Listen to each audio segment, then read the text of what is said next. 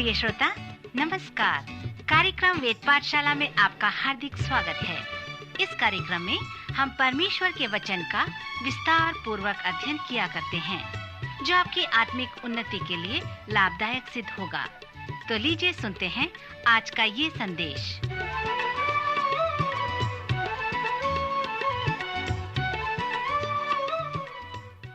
प्रिय श्रोता मित्र, प्रभु में आपको मेरा नमस्कार।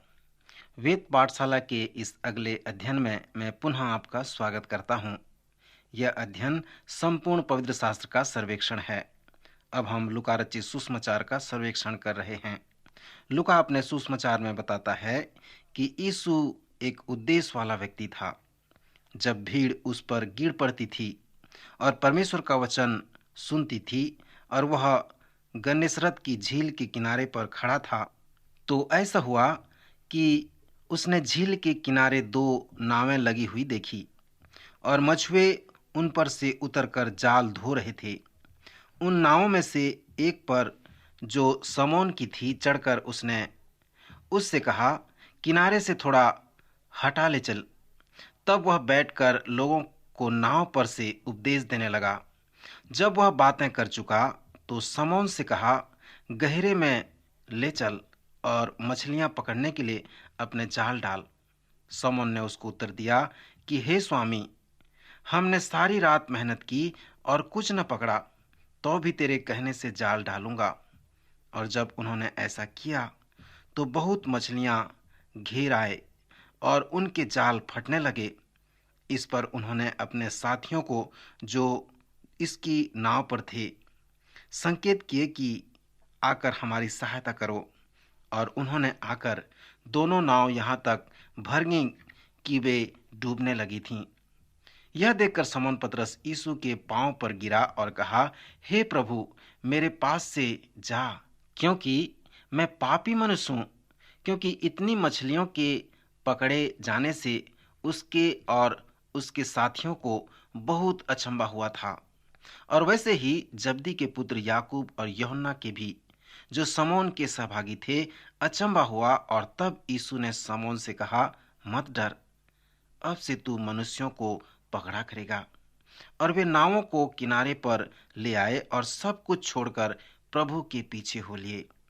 यीशु का उद्देश्य था कि वह संदेश को उन लोगों को सुनाए जिनको इनकी जरूरत है। यीशु उन लोगों के लिए बात करते हैं जो आत्मिक रूप से कंगाल थे। आत्मिक रूप से कंगाल का मतलब यह है कि वह लोग अंधे थे, वे बंधुए थे, उनका हृदय टूटा था और कुचले हुए लोग थे।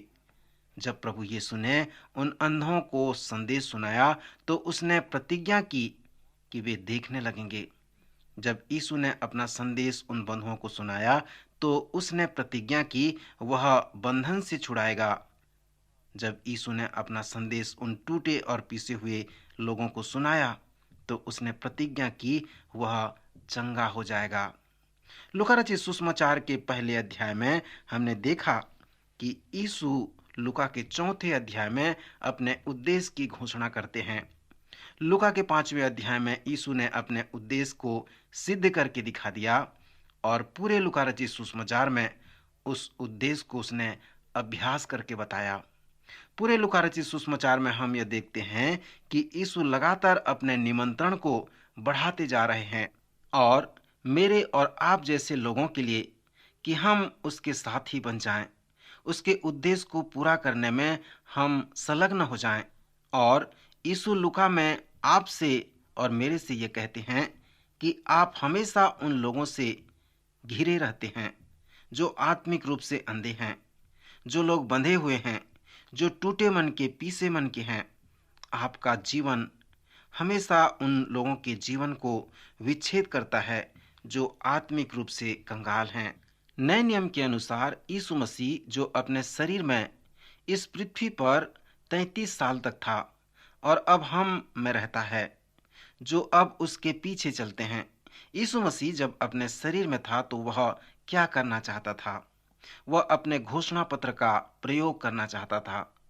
अब जब हम उसके शरीर बन गए हैं तो यीशु हमसे क्या चाहता है कि हम उस कार्य को करें। नए नियम कहता है, तुम मसीह की देह हो और अलग अलग उसके अंग हो। पहला कुरिन्थियों उसके 12वें अध्याय 27 पद में हम इसे पढ़ते हैं। अब हम यीशु के देह हैं, तो यीशु हमसे क्या चाहता है कि उस कार्य को हम करें। यीशु मसीह वही करना चाहता है, हम में रहकर, हमारे द्वारा, आपके द्वारा, जो उसने अपने शरीर में रहकर किया था, उसी कार्य को हमारे जीवन के द्वारा वो करना चाहता है। लूका रचित सुसमाचार में लगातार लोग बुलाते हैं और चुनौती देते हैं प्रभु कि उसके उद्देश्य को करने के लिए उनके सहभागी वे कैसे बन जाएं। लूका के 5वें अध्याय में यीशु पतरस से यही चाहता है कि वह उस कार्य को करे। यूहन्ना रचित सुसमाचार के पहले अध्याय में यीशु और पतरस की पहली भेंट का वर्णन है। पतरस का भाई अंद्रियास था, जो पतरस को, जिसका नाम पहले समौन था, यीशु को पास लाया और यीशु से परिचय कराया था।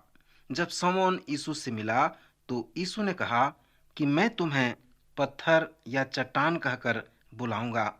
पतरस का नाम स्थिरता को यहाँ दर्शाता है। जब समौन के जीवन को और करीब से जानेंगे तो आपको पता चलेगा कि समौन अस्थिर व्यक्ति वाला मनुष्य था। वह स्थिर नहीं था, लेकिन जब यीशु उसे स्थिर कहते हैं तो उसे अच्छा लगा, वह स्थिर हो गया। यीशु उसे 3 वर्ष तक समौन चट्टान कहकर संबोधित किया करते रहे। प्रेरितों के काम की पुस्तक में समौन एक चट्टान है। यही तरीका आप अपने पति, बच्चे, अपने पत्नी पर इस्तेमाल करें, क्योंकि आप जो उन्हें कहेंगे, जो प्रवृत्ति है कि वह वहीं तक करने पाएंगे या उतना तक ही करेंगे या बनेंगे। अगर आप उन्हें यह कहते रहेंगे कि तुम कुछ नहीं कर सकते, तुम तो शून्य के समान हो, तो वह यही में शून्य बना रह सकता है। लेकिन आप इसके विपरीत कहकर देखिए और तब आप उनके ऊपर उस बात का प्रभाव देखिए। यीशु ने समौन पर यही तरीका अपनाया था। यीशु ने मत्ती 4:19 में समौन से कहा, मेरे पीछे हो ले, तो मैं तुमको मनुष्यों का मछुआ बनाऊंगा। लूका के 5वें अध्याय में यीशु की पतरस के साथ की यह घटना दी गई है। यीशु एक सुबह बहुत बड़ी भीड़ को गलील के सागर के किनारे संदेश दे रहे थे। यीशु का वहां संदेश सुनाने का जो उद्देश्य था, वह बड़े मछुआरे थे जो अपने जालों को धो रहे थे। उन्हीं के बीच में वे संदेश दे रहे थे। उनका मन अच्छा नहीं था, क्योंकि उन्होंने रात भर जाल डाली पर उन्हें कुछ भी मछली नहीं मिले थे। यीशु जानते थे कि यह व्यक्ति 3 वर्ष बाद बहुत बड़ा संदेश देगा। पिंतीकुस्त के दिन करीब 3000 लोगों का हृदय परिवर्तन हो गया। पतरस संदेश देने लगा और 5000 लोगों का हृदय परिवर्तन हो गया। यीशु इस बात को जानते थे कि जिसे मार्ग से यह व्यक्ति जाएगा, वह लूले लंगड़े व्यक्ति घुटनों में और हाथों में उसके बल खिसक कर आएंगे और संयोग से उसकी परछाई उनके ऊपर हो लेगी और वे चंगे हो जाएंगे। यीशु ये भी जानते थे कि वह मछुआरा सब 3 साल तक जो ये काम करेगा, इस काम को वो पूरा करने पाएगा। फिर भी इस क्षण में तो समौन एक भी मछली नहीं पकड़ पा रहा है। अब यीशु कैसे उस व्यक्ति को ले जाएंगे जो मछली भी नहीं पकड़ पा रहा है, वह मनुष्यों को कैसे पकड़ सकता है? यह प्रभु के लिए संभव हो सकता है। यही सारा केंद्र बिंदु यीशु और सिमोन के साथ साक्षात्कार में हम देखते हैं। यीशु पतरस से कहता है कि अगर वह उसकी नाव को उपदेश मंच के लिए इस्तेमाल करे, वह शायद उत्साही न हुआ और इस बात से, लेकिन उससे कहा हाँ जरूर, और फिर अपना जाल साफ करने लगा। यीशु समौन की नाव पर बैठकर लोगों को संदेश देने लगा। जब यीशु ने लोगों को संदेश देना खत्म कर दिया, तब वह पतरस की ओर मुड़ा और कहा, पतरस, चलो मछली पकड़ने चलते हैं। पतरस मछली मारने की बात से बहुत उत्साहित नहीं हुआ, क्योंकि उसने सारी रात जाल डाली मछली पकड़ने के लिए, परंतु एक भी नहीं फंसी थी। पर वह यीशु के साथ उस क्षण में फिर से जाता है। प्रभु ने उससे कहा, गहरे जल में जाल डालो और मछलियां पकड़ने के लिए अपने जाल को फैलाओ। पतरस ने यीशु से कहा, हे स्वामी, हमने सारी रात मछलियां पकड़ने के लिए जाल डाले और कुछ न पकड़ा। मैं हमेशा इस बात का अनुमान लगाता हूं कि यीशु की आंखें 30 सेकंड के लिए पतरस की आंख से मिली होंगी, तब पतरस ने कहा, तो भी तेरे कहने पर मैं जाल डालूंगा। जब उन्होंने ऐसा किया तो उनके जाल मछलियों से भर गए। उनके जाल इतने भर गए कि उन्हें अपने साथियों को बुलाना पड़ा। याकूब, यूहन्ना और उसका भाई अंद्रियास मछली पकड़ने उनके लिए जीवन यापन था और उनका जीवन सारा यही था। इतनी अधिक मछलियां थी कि उनकी नाव डूबने लगी थी। मित्र, जब यह बड़ा आश्चर्यकर्म हुआ तो पतरस की प्रतिक्रिया पर ध्यान दीजिए। पतरस यीशु के पांव पर गिरा और कहने लगा, हे प्रभु, मेरे पास से जा, क्योंकि मैं पापी मनुष्य हूँ। पतरस ने इस तरह से क्यों प्रतिक्रिया जाहिर की? कुछ कहते हैं कि प्रभु ने उस भीड़ को यह उपदेश दिया कि हम सब पापी हैं। यीशु पतरस से यह कहना चाहते थे कि क्या तुम मेरे साथ इन अंधों को ज्योति देने, बंधुओं को छुटकारा देने और टूटे हुओं को चंगाई देने में सहभागी होना चाहते हो? क्या तुम मछली पकड़ने को छोड़ सकते हो और मेरे साथ आकर मनुष्यों का मछुआरा बनना चाहते हो? जब उसने यह महसूस किया कि यीशु यहाँ क्या करने जा रहा है, तो पतरस यह कहना चाह रहा था कि हे प्रभु, मेरे पास से दूर हो जा। तुम्हारे पास गलत व्यक्ति आ गए हैं। मैं तो लिखा और पढ़ा भी नहीं सकता हूँ। मैं सही में ये कह रहा हूँ कि कभी-कभी मैं धीरज खो देता हूँ और बहुत क्रोधित हो जाता हूँ। सो पतरस इस प्रकार प्रभु से कह रहा था। यीशु एक ऐसे मनुष्य को लेने जा रहे हैं जिसके दिमाग में हमेशा मछली पकड़ने की ही बात बनी रहती है और उसको इस तरह से मनुष्य को पकड़ने वाला बनाना चाहते हैं। यीशु उसे विश्वास दिलाना चाहते हैं कि किस तरह मनुष्यों को पकड़ना है। यीशु उसे कुछ सिखाना चाहते हैं। पहला, यीशु पतरस से कहते हैं कि तुम उस नाव में मछुआरे नहीं हो, मैं मछुआरा हूँ, लेकिन मैं तुम्हारे साथ नाव में हूँ, मैं तुम्हारे साथ में हूँ। दूसरी बात जो यीशु पतरस को दिखाना चाह रहे हैं वो ये है कि पतरस, तुम मछली नहीं पकड़ सकते, लेकिन मैं पकड़ सकता हूँ और मैं तुम्हारी नाव में हूँ, मैं तुम्हारी सहायता कर सकता हूँ, मैं तुम्हारे साथ हूँ। पतरस, तुम मछली पकड़ना नहीं चाहते हो, लेकिन मैं पकड़ना चाहता हूँ और मैं तुम्हारे साथ में हूँ, तुम्हारे नाव में हूँ।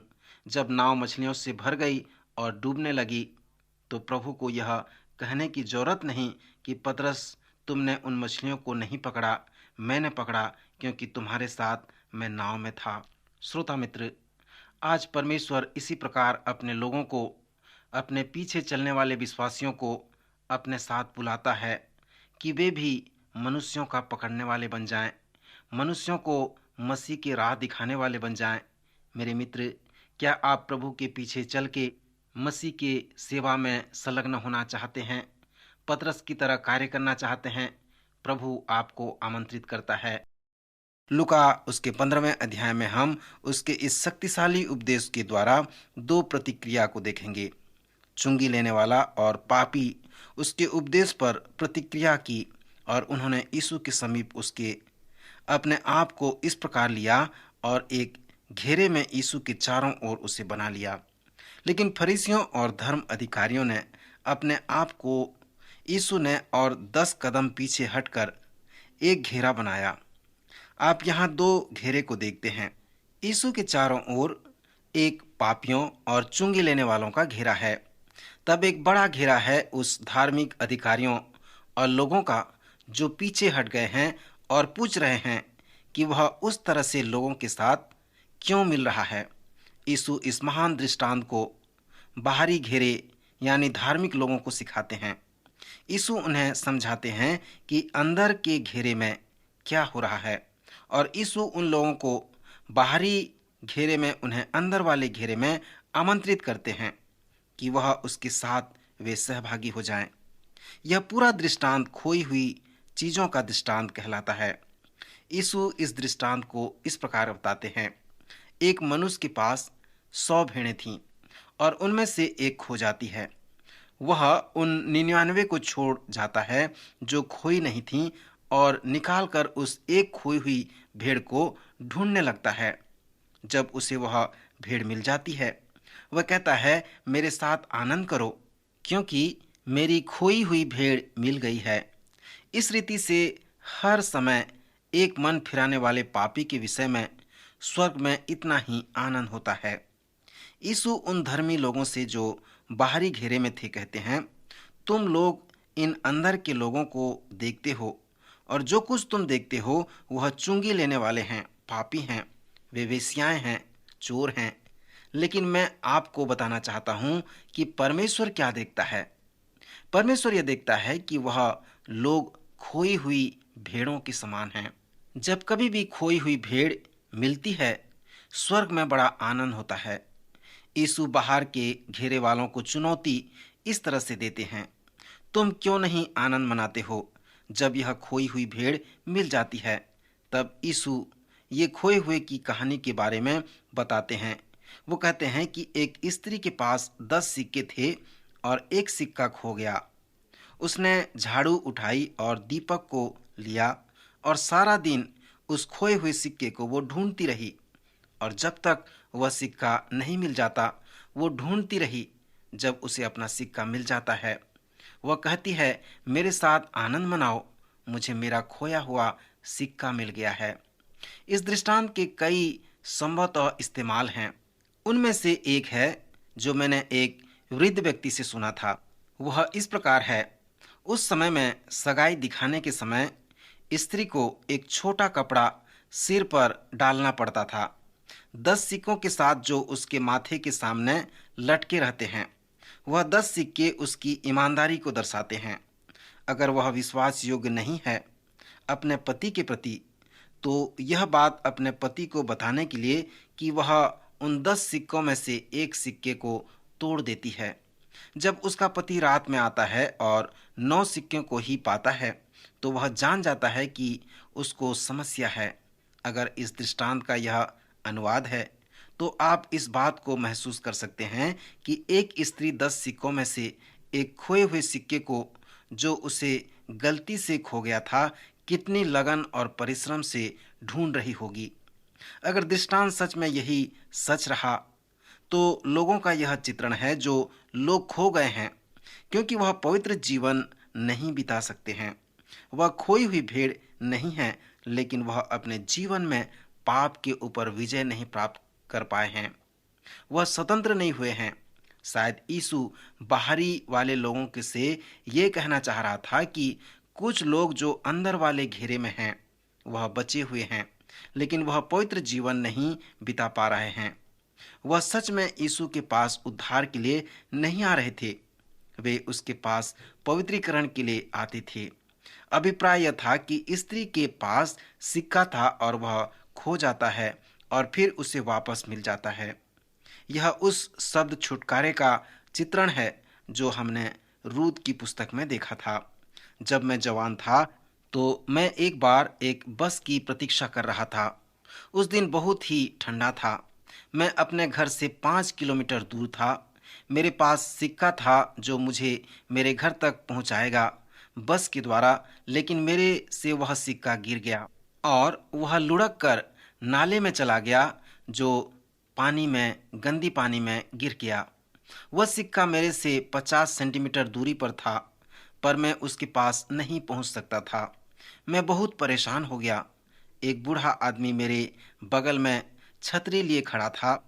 उसने उस छतरी को नाले के अंदर डाल दिया और उस डालने के बाद उस छतरी से वो सिक्का चिपक गया और ऊपर उसे निकाल सका। वो सिक्का मुझे दिया गया। मैं बताता हूँ कि वह सिक्का मेरे लिए दोबारा बहुत मूल्यवान हुआ, क्योंकि मैंने उसे खो दिया था और फिर वापस मुझे मिल गया था। वह छुटकारे के सामान्य विचार का सार है। यीशु कह रहे हैं उसी बाहरी घेरे वालों से कि यह लोग खोए हुए हैं, लेकिन वह मिल गए हैं और स्वर्ग में सारे स्वर्गदूत आनंद मना रहे हैं। तुम क्यों नहीं आनंद मना रहे हो? तब यीशु कहते हैं कि एक आदमी के 2 पुत्र थे। उसका छोटा पुत्र उसके पास आकर कहता है, जो कुछ मेरा है सब मुझे दे दे, क्योंकि मैं दूर देश जा रहा हूँ और वहाँ खर्च करूँगा। यह बहुत ही जानी हुई कहानी है। यह कहानी एक उड़ाऊ पुत्र की कहानी के नाम से जानी जाती है। यहाँ इस कहानी का संदर्भ है, यीशु उन बाहरी घेरे वालों को यह बताना चाह रहे हैं कि अंदर के घेरे में क्या हो रहा है। यीशु कहना चाह रहे हैं कि इनमें से कुछ लोग उड़ाऊ पुत्र के समान हैं और उस घेरे को फिर से वापस आ रहे हैं। स्वर्ग में सारे स्वर्गदूत आनंद मना रहे हैं। तुम क्यों नहीं आनंद मनाते हो जब उड़ाऊ पुत्र फिर से वापस घर आता है? श्रोता मित्र, कुछ प्रचारकों के पास परमेश्वर के वचन को संदेश बनाने का अच्छा वरदान होता है। सेमिनरी में इसके विषय में 3 बातें बताए जाते हैं कि आप कैसे संदेश लिखें। फिर प्रत्येक अलग अलग विषय के अलग अलग बातें होते हैं। जैसे उड़ाऊ पुत्र के विषय में लें, इसमें भी 3 बातें हैं। सर्वप्रथम उसकी मूर्खता, जब वह अपना घर छोड़ा। फिर दूसरा उसका उदासी का जीवन, अर्थात वह दूर देश चला जाता है। फिर उसका तीसरा विषय इस प्रकार है, जो आनंद का जीवन, अर्थात जब वह घर वापस आता है। यहाँ पर निष्कर्ष इस प्रकार निकलता है कि वह मुड़ा, उसका जीवन बदल गया, उसने नया जन्म को प्राप्त किया। यह एक संदेश बनाने की एक अच्छी रूपरेखा है। सो यहाँ हम उसके भीतर व बाहरी वृत्त को देखते हैं। यीशु बाहरी वृत्त में कहते हैं, आप जो कुछ देखते हैं वो पापियों का है। परमेश्वर जो देखता है वो इस प्रकार है कि वो खोए हुए भेड़ों के समान देखता है। वे भेड़ जो अपना दाहिना और बायां नहीं जानते, परंतु वे खोए हुए हैं और उससे प्रभु उनको उद्धार कर रहा है और स्वर्ग में आनंद मनाया जा रहा है। सो आप क्यों आनंदित नहीं हैं? परमेश्वर लोगों को उस खोई हुई सिक्के के समान देखता है और उन्हें छुटकारा प्रदान करता है, उनका उद्धार करता है। सो स्वर्ग में आनंद हो रहा है, तुम भी उस आनंद में संभागी हो जाओ। मैं विश्वास करता हूँ कि इस खोई हुई वस्तु के दृष्टांत का जो मुख्य विषय है, जो लूका के 15वें अध्याय में मिलता है, वो इस प्रकार है। जब उड़ाऊ पुत्र वापस आया तब वहां पर एक बड़ा भोज हुआ। लोग नाचने लगे और उत्सव मनाने लगे। पला हुआ बछड़ा मारा गया और जब उसका बड़ा भाई काम करके घर लौटा तो उसने किसी से पूछा कि ये उत्सव किस लिए मनाया जा रहा है। उस दास ने उससे कहा, तेरा भाई घर वापस आया है और इसलिए तेरा पिता ये उत्सव उसके लिए मना रहा है। फिर हम पढ़ते हैं कि बड़ा भाई बहुत क्रोधित होता है और उस उत्सव में शामिल नहीं होता है।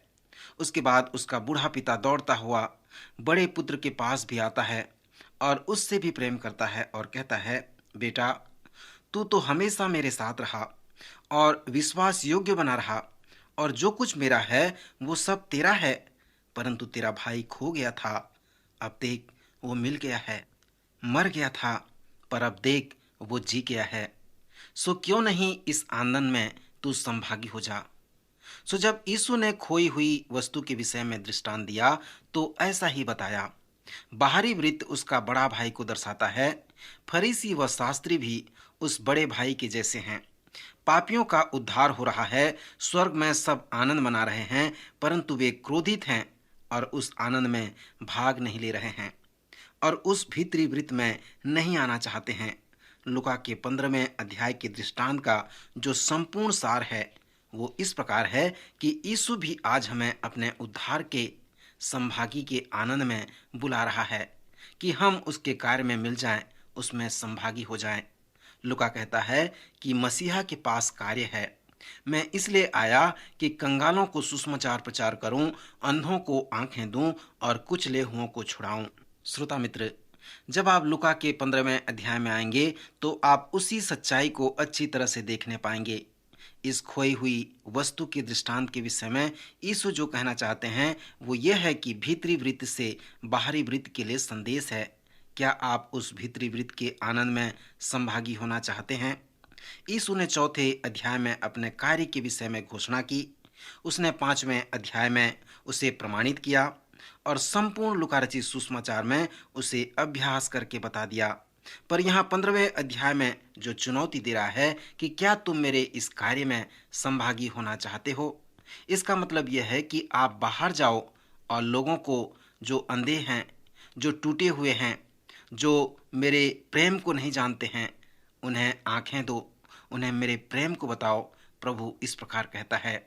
मित्र, क्या आप प्रभु के इस कार्य में संभागी होना चाहते हैं? यदि चाहते हैं तो प्रभु के चरणों में आए। प्रभु आज आपको आशीष दे।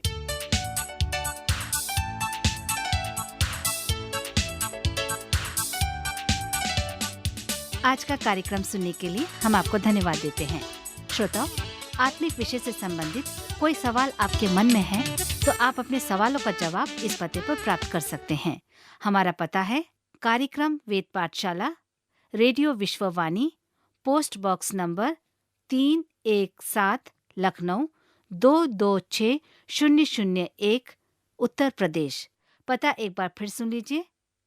कार्यक्रम Ved Pathshala, radio Vishwavani, post box number 317, Lucknow 226001, Uttar Pradesh. और हाँ श्रोता, आप हमसे ईमेल के द्वारा भी संपर्क कर सकते हैं। हमारी ईमेल आईडी है hindiembassy@radio.vv.org, hindiembassy@radio.vv.org। अब हमारे कार्यक्रम का समय यहीं पर समाप्त होता है। अगले कार्यक्रम में आपसे फिर भेंट होगी। तब तक के लिए हमें आज्ञा दीजिए। नमस्कार।